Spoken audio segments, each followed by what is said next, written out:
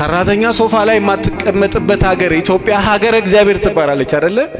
ሰራተኛ ሶፋ ላይ መቀመጥ የማትችልበት ከሰራተኛ ጋር መግባባት ያቃታችሁ ሰዎች ምንም ከሌላት ደሃ ጋራ ተቀጥራ ሽንኩርት ከምትፈቅ ዕቃ ከምታጠብ ልጅ ከምትጠብቅ ሰራተኛ ጋራ መግባባት ያቃታችሁ ሰዎች እንዴት ሰው በዚህ ደረጃ ቋንቋ ይደበላለቅበት? ደሃ ናት እንደው ብታልፊያት ምን ትሆኛለሽ?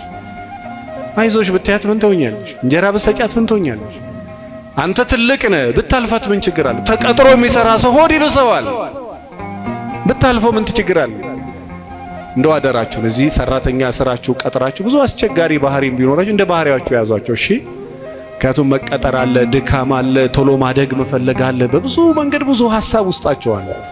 እንደ አባት እግዚአብሔር አንተን ቀጣሪ ያርገው እንደ አባት አስቀምጧል። ይሄንን እወቅ።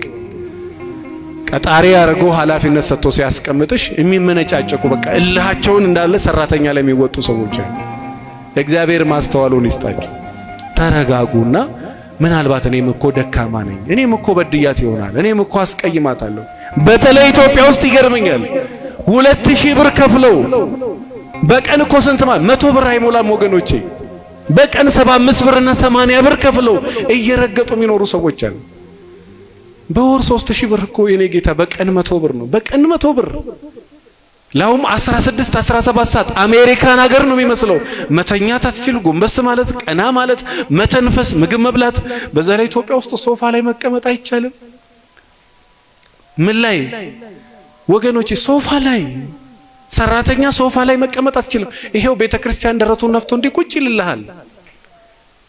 ሶፋ ላይ አይደለም እንደው ሰገነት ቢኖርና ዛጋ ብትቀመጥ ምን ችግር? ሰው አይደለ? ሰው በሰውነቱ ቢከበር ምን ችግር አለ?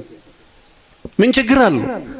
አንድ ሴት አደገኛ ከዚህ በታች ከባድ ህመም ታማ መንገድ ላይ ምን ሆነሽ ነው ስላት ሰው ቤት ተቀጥሬ ሰራ ነበርና እናት አባት የለኝም እና ኪችን ነው መተኛው አለች።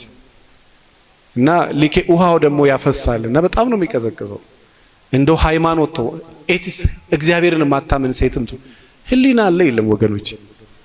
ህሊና አለ የለም? ጎዳና ላይ የሚተኛውን ሰው ስታየው እኮ እርቃኑን ካየው እኮ ሸሚዝህን ደርበለት ይላል። ለህሊና ስትል ይቻላል አይቻልም? እሱ ግን ከኛ አይፈልግም። እግዚአብሔር ልብሳቸው ነው። ሌሊቱ ሙሉ ያንኮራፉ ነው የሚያድሩት። እግዚአብሔር ይክበርላቸው። አዎ ያንኮራፉ ነው የሚያድሩት። እግዚአብሔርን ማወቅ ለሁለንተናዊ እድገት፣ ቤታችሁ ሰላም፣ ንግዳችሁ ሰላም፣ ስራችሁ ሰላም፣ አገልግሎታችሁ ሰላም እንዲሆን ከእግዚአብሔር ጋር ሰላም መሆን ከማን ጋር? ከእግዚአብሔር